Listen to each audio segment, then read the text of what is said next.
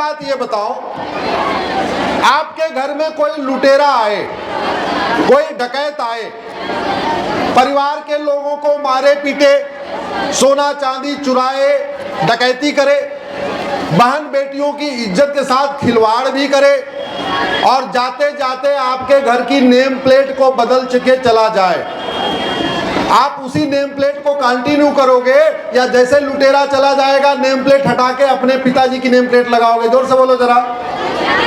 अपनी name plate लगाओगे। लेकिन भारत में 500 साल पहले लुटेरों ने जो नेम प्लेट लगाई थी वो नेम प्लेट आज भी चल रही। ऐसे ही मान लो कोई लुटेरा आया, अपमान किया, परिवार के लोगों को मारा और जाते जाते आपके घर के सामने जो मंदिर बना था वो मंदिर बना के तोड़ के चला गया, मूर्ति वहां को खंडित करके चला गया। अब वो लुटेरा चला गया है, अब दोबारा अपना मंदिर आप बनवाओगे या जैसे लुटेरा छोड़ के गया था वैसे ही रखोगे? जोर से बोलो जरा। हाँ, लेकिन इतनी सी बात संविधान की शपथ लेने वालों को समझ में नहीं आ रही है। मैं इतने दिन से यही सुप्रीम कोर्ट में समझा रहा हूं। मैं संविधान की शपथ लेने वाले सांसदों, विधायकों, मंत्रियों और माननीय जजों की इतनी बात बता रहा हूं, लुटेरे आए, हमारे बसे बसाए शहरों का नाम बदला, हमारे बने बनाए मंदिरों का गुंबद बदला, हमारी मूर्तियों को खंडित कर दिया। अरे अब तो हम आजाद हो चुके हैं, अब तो देश में संविधान है, अब तो बाबर, हुमायूं, तुगलक, गजनी, गौरी, खिलजी चले गए। जब वो चले गए तो उनके नाम पे सड़क, मोहल्ला, गली क्यों चल रहा है? अब वो चले गए तो जो हमारे मठ मंदिर तोड़े गए थे उनको वापस क्यों नहीं लिया जा रहा है? अब वापस लेने का तरीका क्या है? तरीका तो यह है कि भारत में 1000 सड़क, मोहल्ले, गलियों के नाम बाबर, हुमायूं, तुगलक, गजनी, गौरी, खिलजी के नाम पे है। तो हर चुनाव के पहले एक एक नाम बदला जाए। अगर एक एक नाम बदलेंगे तो 1000 साल लगेगा। संविधान कहता है भारत एक संप्रभु राष्ट्र है। संप्रभुता का मतलब न गुलामी का नाम हो न गुलामी का निशान हो। एक कानून बनाया जाए, उसका कानून का नाम होगा भारतीय नामकरण संहिता, और एक कानून बना के सीधे पूरे देश से बाबर, हुमायूं, तुगलक, गजनी, गौरी, खिलजी का नामो निशान मिटा देना चाहिए। अब एक कानून बना के एक साथ मिटाना चाहिए या एक एक नाम ठीक करना चाहिए? जोर से बोलो जरा। इतनी बात आपको समझ में आ गई है, लेकिन संविधान के शपथ लेने वाले सांसद, विधायक, मंत्रियों को समझ में नहीं आ रही है। उसको समझाने की जरूरत है। दूसरा, 1192 में कुतुबुद्दीन ऐबक हमारे मंदिरों को तोड़ के कुतुब मीनार बना गया। 1305 में अलाउद्दीन खिलजी सरस्वती मंदिर को तोड़ के मध्य प्रदेश में भोजशाला को तोड़ के वहां मस्जिद बना के चला गया।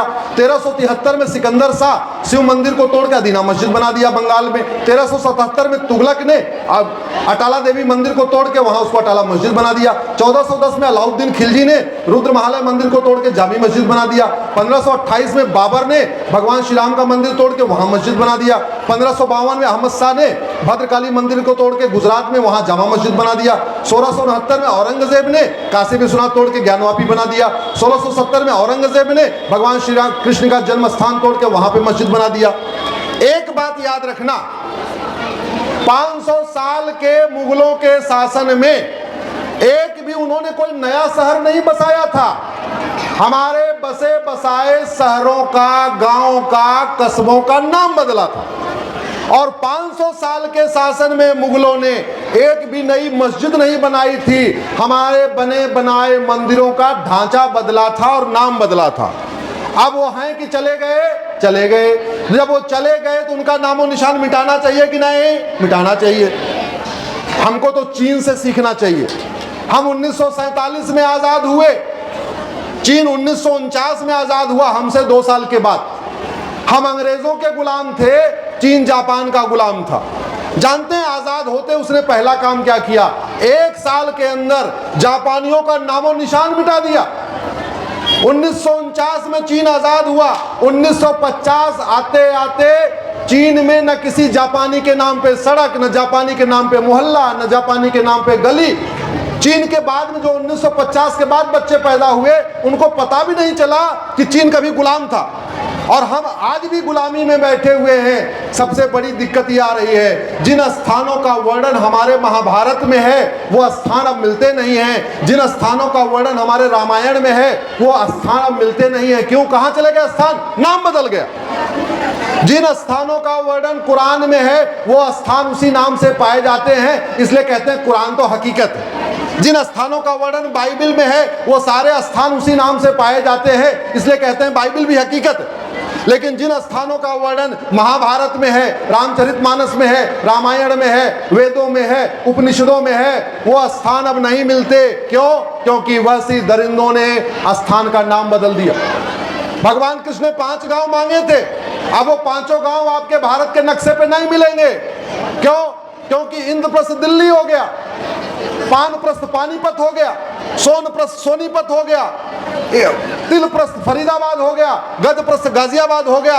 अब महाभारत में 5 गांव लिखा हुआ है, लेकिन आपको भारत के नक्शे पे नहीं मिल रहा है। अब इन बच्चों को कोई कहेगा, यह बताओ अच्छा अगर महाभारत कल्पना नहीं है, अगर महाभारत हकीकत है, तो तुम वो 5 गांव मुझे भारत के नक्शे पे दिखाओ। ये बच्चे बेचारे सरेंडर हो जाएंगे, बोले हाँ यार बात तो सही कह रहा है। पांचाल, जहां से पांचाली ने जन्म लिया, जिसको द्रौपदी कहते हैं, अब आप पूरे भारत के नक्शे पे पांचाल ढूंढो नहीं मिलेगा, क्योंकि फर्रुख खान नाम के लुटेरे ने उसको फर्रुखाबाद बना दिया।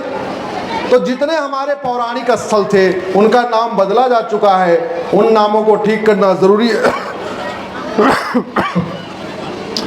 इसलिए जितने गुलामी के नाम हैं इनको बदला जाए, उसके लिए मैंने माननीय सुप्रीम कोर्ट में याचिका दाखिल किया है। और जितने हमारे काशी, मथुरा, भद्रकाली, भोजशाला, अटाला हैं, इनको वापस लिया जाए, उस पे लिए एक याचिका दाखिल किया हुआ है। लेकिन कोर्ट में टाइम लगता है, तारीख पे तारीख पड़ती है। तरीका क्या है? एक भारतीय नामकरण संहिता बना के पूरे देश से गुलामी का नाम मिटा दिया जाए, एक भारतीय धरोहर संहिता बना के पूरे देश से गुलामी के निशान मिटा दिए जाए, सभी मठ मंदिरों को वापस ले लिया जाए। लेकिन वो तभी होगा जब हर तरफ से आवाज आएगी, नेता, अभिनेता, लेखक, बुद्धिजीवी, पत्रकार, कलमकार सब लोग इसको लिखेंगे, तभी होगा। इसी के साथ मैं अपनी बात खत्म करता हूं।